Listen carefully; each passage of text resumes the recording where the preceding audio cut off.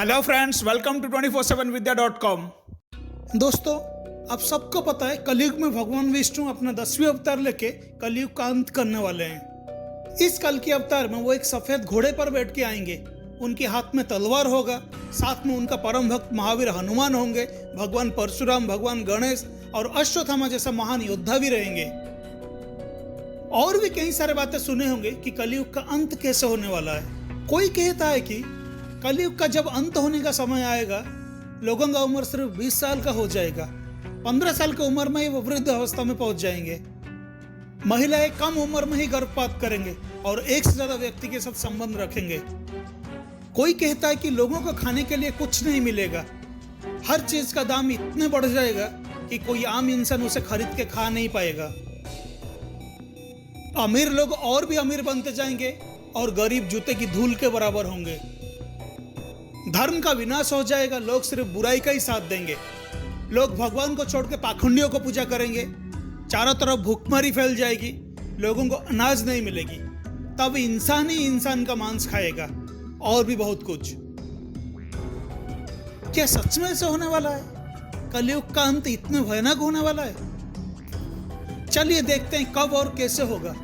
ध्यान से इस वीडियो को एंड तक देखना और मेरा हर एक पॉइंट को अच्छी तरह समझने की कोशिश करना। और इस वीडियो को अपने फ्रेंड्स, रिलेटिव के साथ जरूर शेयर करना ताकि वो भी इस ज्ञान को जान सके। वीडियो को जल्दी से लाइक एंड सब्सक्राइब करें और बेल आइकन के ऊपर क्लिक करके ऑल ऑप्शन को सिलेक्ट करें ताकि आपको हमारे नए वीडियो का नोटिफिकेशन आते रहेगा।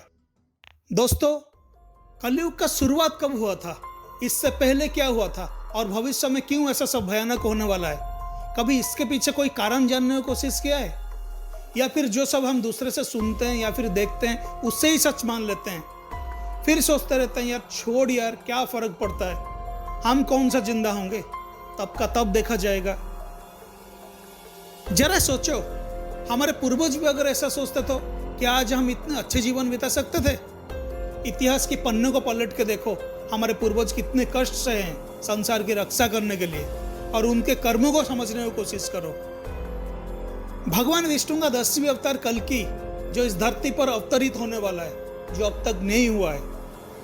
कोई कहता है कि वो संभल गांव में एक ब्राह्मण के घर पे जन्म लेने वाले हैं क्योंकि वहां पहले से ही कल्कि मंदिर बना हुआ है। तो कोई कहता है वो ओडिशा के जाजपुर डिस्ट्रिक्ट के एक छोटे से गांव छतियाबट में जन्म लेने वाले हैं क्योंकि भगवान विष्णु जगन्नाथ के रूप में पहले से ही पुरी में बैठे हुए हैं, वही कल्कि अवतार के रूप में अवतरित होंगे। क्या सच है, क्या सच होने वाला है, ये तो कोई नहीं बता सकता क्योंकि भविष्य किसने देखा। और हम कैसे बता सकते हैं भगवान का लीला क्या होने वाला है? वो लीलाधर अपना लीला खुद ही जाने। परंतु वो हमेशा ऐसा ज्ञान देकर गए उनके हर एक अवतार में जिसमें मनुष्य का उद्धार ही लिखा है। फिर कलयुग में ऐसा क्यों भयंकर होने वाला है जिसमें वो स्वयं मनुष्य का दर्दनाक संहार करने वाले हैं? क्यों कलयुग के लिए भगवान कोई ऐसा ज्ञान नहीं दिए जिसमें मनुष्य का उद्धार हो सके? ये जानने के लिए पहले हमें उन पुराण और शास्त्रों को समझने की जरूरत है जिसमें कलयुग के बारे में लिखा हुआ है। भगवान हमें वो मार्गदर्शन और ज्ञान दिए हुए हैं जिसमें कलयुग में भी मनुष्य का उद्धार लिखा हुआ है। भगवान विष्णु का 10वें अवतार कल्कि से पहले हमें उनके पिछले 9 अवतार को समझने की आवश्यकता है जो अवतरित हो चुका है। तो हमें कलयुग को और उनके दिए गए ज्ञान को समझने में आसान हो जाएगा। भगवान विष्णु का पहला अवतार मत्स्य अवतार, जब संसार का सारे ज्ञान और चारों वेद हैग्रीव नाम का दानव लेके समुद्र के अंदर चला गया था, तब संसार में प्रलय आने वाला था। भगवान विष्णु मत्स्य अवतार लेके हैग्रीव के वध किए और राजा सत्यव्रत और सप्तऋषि की मदद से दुनिया को बचाया। यह था उनका पहला अवतार जिसमें वो संसार का रक्षा किए थे और साथ में मनुष्य जाति का उद्धार भी किए थे। दूसरा कूर्मा अवतार, ऋषि दुर्वासा के श्राप के कारण संसार श्रीहीन हो गया था। इसका अर्थ संसार से ज्ञान, धन, आचरण और व्यवस्था सब कुछ लुप्त हो गया था जो सिर्फ समुद्र मंथन से ही प्राप्त हो सकता था। भगवान विष्णु कूर्मा अवतार लेके समुद्र मंथन में सहायता किए थे। जब मंदार पर्वत मथनी के रूप में लाया गया तो नागराज वासुकी उसका नेती बने।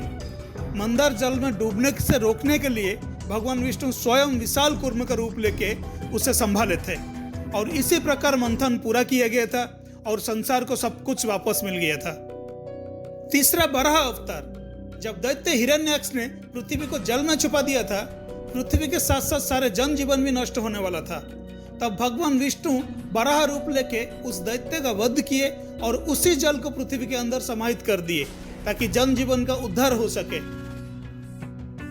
चौथा, नरसिंह अवतार। दानव हिरण्यकश्यप जो अपने आप को सबसे बलशाली और भगवान मानता था, उसके राज्य में जो कोई भगवान विष्णु का पूजा करता था वो उसे मार देता था। तब उसका बेटा प्रहलाद ही भगवान विष्णु का पूजा करना आरंभ कर दिया। हिरण्यकश्यप उसके बेटे को ही मारने का षड्यंत्र रचा। तब भगवान विष्णु ने नरसिंह अवतार लेके उसके वध किए और प्रहलाद को बचाया, साथ में समस्त मनुष्य जाति को उसके अत्याचार से उद्धार किए। पांचवा, वामन अवतार। प्रहलाद के पुत्र राजा बलि को अहंकार था कि वो बहुत बड़े दानवीर थे और वो एक यज्ञ कर रहे थे जिससे वो इंद्रासन प्राप्त कर सके। तब भगवान ने वामन रूप लेके उनका अहंकार को तोड़ा और देवताओं को अपना सिंहासन लौटाया। साथ में राजा बलि को भी पाताल लोक का राजा बनाया, जिसके कारण समस्त देवता के साथ साथ मनुष्य का भी उद्धार हुआ।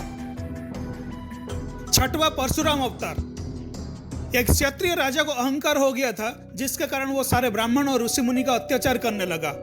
तब उसका अहंकार को तोड़ने और ब्राह्मण का रक्षा करने के लिए भगवान विष्णु परशुराम अवतार लिए थे, जो जात में ब्राह्मण थे और कर्म से क्षत्रिय, जो इस अवतार में समस्त ब्राह्मण के साथ साथ ऋषि मुनियों का भी उद्धार किए थे। सातवां, राम अवतार। एक मर्यादा पुरुष, एक योद्धा, एक राजा, एक पति और एक पुत्र का धर्म क्या होता है, मनुष्य को यही ज्ञान समझाने और उनका उद्धार करने भगवान विष्णु इस धरती पर मनुष्य के रूप में अवतरित हुए थे, जिन्होंने रावण जैसा राक्षस का अहंकार को तोड़ा जो मनुष्य को तुच्छ समझ रहा था। आठवां, कृष्ण अवतार। इस अवतार में उन्होंने भगवान होने का स्वरूप को दर्शाया है, लोगों को प्रेम का ज्ञान दिए और मनुष्य को कंस के अत्याचार से मुक्त किए, धर्म का स्थापना किए और महाभारत युद्ध में वो संसार को गीता का ज्ञान दिए और गीता के ज्ञान से मनुष्य हर वक्त अपना उद्धार खुद कर सकता है। नौवां, बुद्ध अवतार। इस अवतार में भी उन्होंने धर्म का मार्ग दर्शाया है और देवताओं को राक्षस की भय से मुक्त किए, साथ में मनुष्य को धर्म का मार्ग दिखाकर उनका भी उद्धार किए। दोस्तों, भगवान विष्णु अपनी 9 अवतार में सिर्फ मनुष्य का उद्धार किए और धर्म का स्थापना किए। बहुत सारे दैत्य के भी वध किए जो प्रत्यक्ष रूप में थे। उन राक्षसों में इतना शक्ति हुआ करता था जो आम लोगों के लिए संभव नहीं था, अभी महाशक्ति को आना पड़ता था। परंतु कलयुग में ऐसा राक्षस कहाँ है जिसे मानने के लिए स्वयं भगवान को आना पड़ेगा। फिर वो ग्रंथ और पुराण में कैसे लिखा है कलयुग का अंत इतना दर्दनाक होगा? क्योंकि ये सब पुराण और ग्रंथ जिन्होंने भी लिखा है वो सब बहुत महान ज्ञानी थे, उनके विचार बहुत दूरदर्शी था। वो ये जरूर जानते थे कि मनुष्य का सोचने का तरीका भविष्य में कैसे होने वाला है और उसका समाधान कैसे होगा। इसलिए वो ये सारे बातें पहले से ही वर्णना कर दिए थे ताकि मनुष्य उसका सही समाधान निकाल सके। परंतु उनका सोच विचार को समझने के लिए आज कोई नहीं है। अगर इंसान उन ग्रंथों के द्वारा दिए गए ज्ञान को ठीक से समझ जाएंगे तो कलयुग का ऐसे भयानक अंत होने से बच जाएगा। प्रत्येक अंत के बाद एक नया आरंभ होता है, और यह जरूरी नहीं है अंत सिर्फ दर्दनाक या फिर भयानक हो। अंत खुशी से भी तो हो सकता है, परंतु कैसे? दुनिया के सारे पुराण ग्रंथ और आज तक के जितने भी भविष्यवाणी हुए हैं सब में एक ही बात लिखा है, कलयुग में भगवान कल की अवतार लेके आएंगे और कली का वध करेंगे। यही सत्य है, वो जरूर अवतरित होंगे और कली का वध भी करेंगे। मगर कली है कहाँ? वो तो प्रत्यक्ष रूप में नहीं है जैसे हिरण्यकश्यप, रावण और कंस हुआ करते थे। फिर भगवान उसका वध कैसे करेंगे? कली को तो सामने आना पड़ेगा ना प्रत्यक्ष रूप में। मगर कली नहीं आएगा, वो बहुत चालाक है और उसका आयु भी बहुत लंबा है। आपके जानकारी के लिए बता देता हूं कि कली कोई आजकल का दैत्य नहीं है। ये बात तब का है जब सृष्टि का सृजन हो रहा था, सर्वप्रथम कली का ही जन्म हुआ था। और आज तक के जितने भी राक्षस का वध हुआ है सिर्फ कली के वजह से ही हुआ है। मगर कली ही एक ऐसा राक्षस है जो भगवान विष्णु 9 बार अवतार लेने के बावजूद वो आज भी जीवित है। फिर ये कली है कौन और इसका विनाश कैसे संभव है? कली का विनाश को संभव करने से पहले उसके स्वभाव को समझने पड़ेगी, तो ही कली का विनाश हो पाएगा। नहीं तो ये काल चक्र ऐसे ही चलते रहेगा।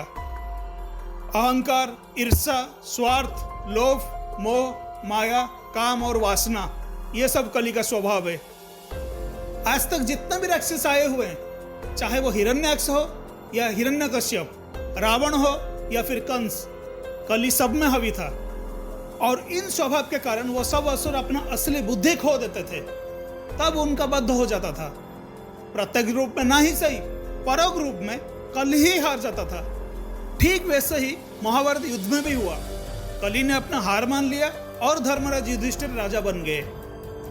परंतु काल के चक्र इतनी तेजी से आगे बढ़ रहा था कि पांडव अपना राजपाट छोड़ के स्वर्गवास को चले गए। उसके बाद अर्जुन के पुत्र उत्तरा और अभिमन्यु के पुत्र परीक्षित ने राजभार संभाला। कली इस चीज का फायदा उठाते हुए राजा परीक्षित से धन को ही अपना आधिपत्य बना लिया।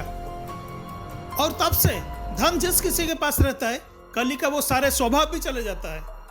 लोग अहंकारी हो जाते हैं, स्वार्थी हो जाते हैं, दूसरे के तरीके देख के ईर्ष्या करते हैं, ज्यादा से ज्यादा धन पाने के चक्कर में लोगों का अत्याचार करते हैं, अच्छाई और बुराई में फर्क नहीं कर पाते हैं, धन का लालसा दिखाकर नारियों का अपमान करते हैं, उनका शोषण करते हैं। कुछ पाखंडी अपने आप को भगवान मानते हैं और लोग भी भगवान को छोड़ के उस पाखंडी का पूजा करने लगते हैं।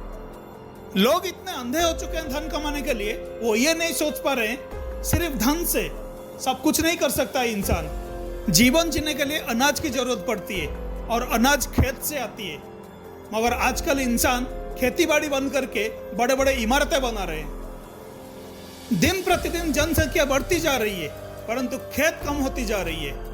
और कम खेत में ज्यादा फसल उगाने के लिए बहुत सारे जहर, केमिकल का प्रयोग करते हैं। इसका प्रयोग इतना बढ़ चुका है कि लोग बीमार रहने लगे और कम आयु में ही वो मर जाते हैं। चारों तरफ घोर पाप चल रहा है, प्रकृति का हनन हो रहा है। फिर ये सब तो वैसे ही हो रहा है जैसे हमारे पुराणों में लिखा है या जो लोग कलयुग के बारे में भविष्यवाणी किए हुए हैं। तो फिर गलत क्या है? गलत है, लगता है अभी भी आप समझ नहीं पाए। क्योंकि अगर ऐसे ही चलता रहेगा तो कली से पहले संपूर्ण मनुष्य जाति का विनाश हो जाएगा। तो अब ये सवाल उठता है, कली का विनाश कैसे होगा? कली का अंत करने से पहले मनुष्य को अपने अंदर के कली को अंत करने की आवश्यकता है। सिर्फ कुछ मनुष्य है जो अपने इंद्रियों की शक्ति की वजह से कली को अपने ऊपर हावी होने नहीं देते हैं। और वैसे करने के लिए पहले मनुष्य को अपने इंद्रियों के ऊपर नियंत्रण रखना होगा, यानी अहंकार, स्वार्थ, हिंसा, लोभ, माया और वासना को त्याग करना होगा। जब संसार के सारे मनुष्य ऐसे करने लग जाएंगे तब कली प्रत्यक्ष रूप में सामने आएगा। तब भगवान अवतरित होंगे और उसका वध कर पाएंगे। अन्यथा ये काल चक्र ऐसे ही चलता रहेगा। जरा सोचो, भगवान कितने कष्ट उठाए हम इंसान की रक्षा करने के लिए, और हमारा माता पिता भी कितने कष्ट उठाए हमें बड़े करने के लिए। क्या उनका सारे बलिदान ऐसे ही व्यर्थ जाने दे? क्या हमारा कोई फर्ज नहीं बनता आने वाला पीढ़ी के लिए कुछ करने के लिए? सिर्फ अपने बारे में सोचना छोड़ दो, संसार के हित के बारे में सोचो। आपका हित उसी में ही छुपा हुआ है। कली को खत्म करना है या फिर कलयुग को खत्म करना है, चयन आप करो। दोस्तों, ये सिर्फ मेरे या आपके अकेले के करने से नहीं होगा। हर एक इंसान को अपने अंदर के कली को बाहर निकलना होगा।